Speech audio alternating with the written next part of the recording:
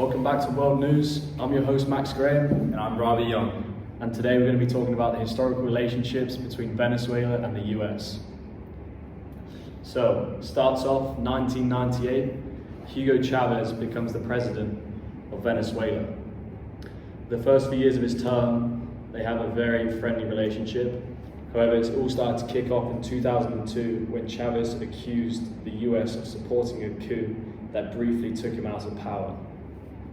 Since this event, US spokespersons have realized that Venezuelan officials have been heavily involved within the drug trade there, so they have freezed their assets and criticized the officials for their involvement within the drug trade. In 2006, Hugo Chavez had a United Nations speech in which he referred to the then President George Bush as the devil, reporting that there was a distinct smell of sulfur that was left behind on the podium after he spoke. Unfortunately, in 2013, Hugo Chavez died from a long battle with cancer, which he had been hiding from the people of Venezuela. People had hoped that as a result of his death, that the relationship between Venezuela and the US would ease out. However, they would soon find out that that was not the case. In 2013, a man named Nicolas Maduro became president after Chavez passed away. Like Chavez, Maduro was also anti-US, and he would often criticize and spread false information about the US government and its relations with Latin America. Maduro did not come to power like most presidents who go through fair elections. He came to power through manipulated elections and used force to get into power. Maduro has very strict policies within Venezuela, as they are marked by authoritarianism, and he essentially violates the human rights of individuals and violates their social freedom. There are also many factors that go into his regime. These include torture, arbitrary detentions, extrajudicial killings, and he holds more than 300 prisoners of conscience. In 2017, the Office of Foreign Assets Control sanctioned Maduro, and he was later charged in 2020 with offences of narco-terrorism and drug trafficking. In an attempt to gain some information to bring Maduro to justice, the INL posted a $15 million reward. This regime has heavily affected Venezuela in many ways. They have struggled to access basic goods like food and water and energy because there are so many shortages in these areas. Now we're going to move on to Robbie Young, who will talk about the current importance and the current issues with Venezuela. Yes, so Venezuela as a country is struggling. Millions are unable to access food, water, or health care. 3/4 of their population is considered to live in extreme poverty, living off of $1.90 a day. And this is largely due to the collapse of their economy. The reason this is happening is Venezuela is a petrostate, which means that they heavily rely on the exports of oil and gas, which in turn means that different economic sectors such as manufacturing and agriculture are suffering, and you're seeing a lot of unemployment in those areas because everything's focused on the exports of oil and gas.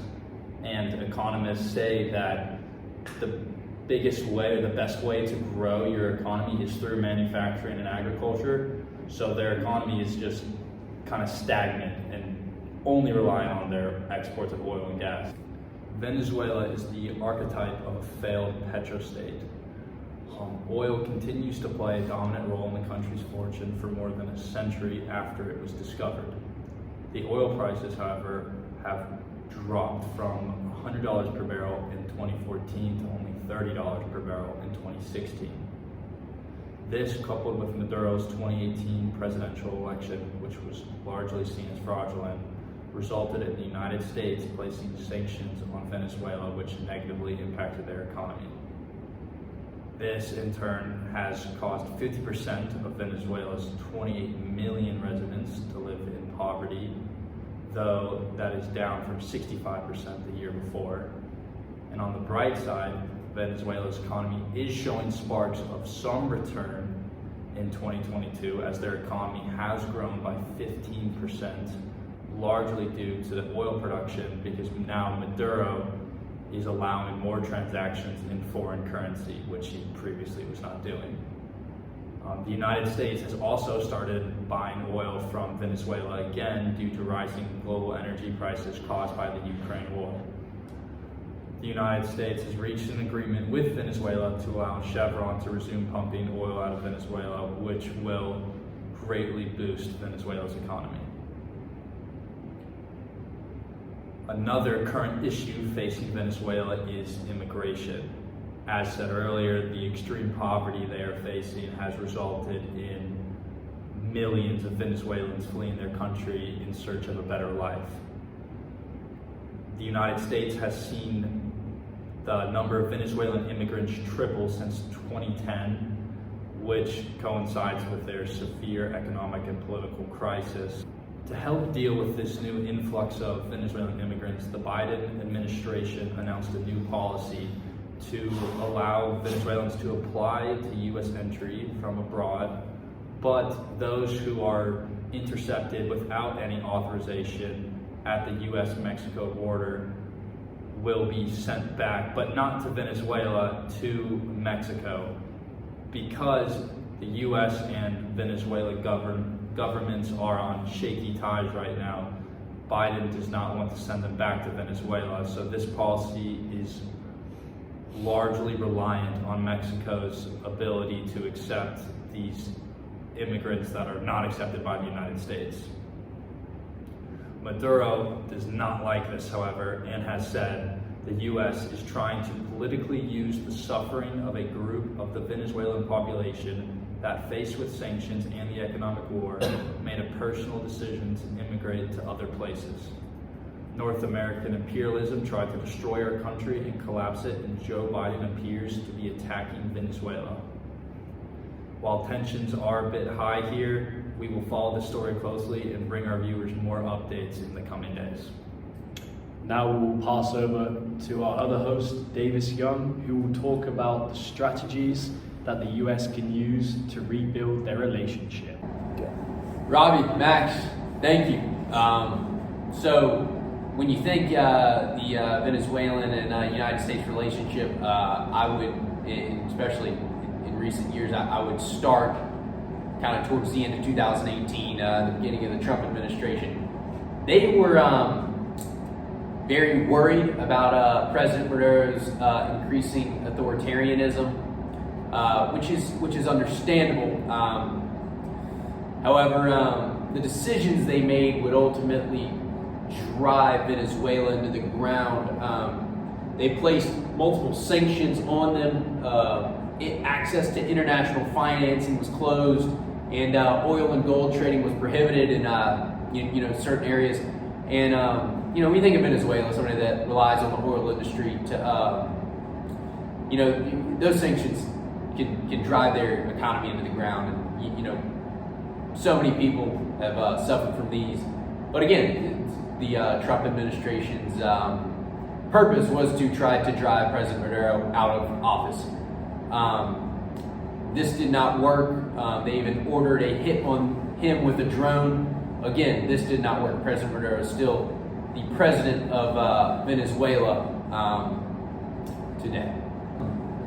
Looking back a year ago, started the Biden administration, Russia's invasion on Ukraine, and ban of Russian oil imports is, prompting the U.S. to look for new sources of energy and, oil.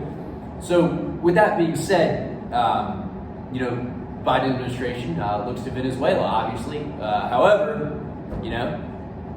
our relationship is not too fond there. The administration before him tried to kill their president. But you look there, and they're trying to fight for a relationship. President Maduro even said that he's willing to form a new relationship with the U.S. and Biden administration, but he said there must be a mutual respect. That being said, the sanctions that the Trump administration placed on them absolutely crippled their economy. Many people suffered from it. Many people left Venezuela just because of its state. But you look here. This is something that can help both parties win. U.S. gets oil, and these sanctions are taken away, and Venezuela can prosper again, can restabilize its economy. It's just unrealistic to keep an economy stable with those sanctions and that were placed on them by the Trump administration. And lastly, aside from the economic impact, you look towards the immigrants with an opportunity to return to a stabilized Venezuela, and they can come home under a stable economy and stable government, and Venezuela can be Venezuela again.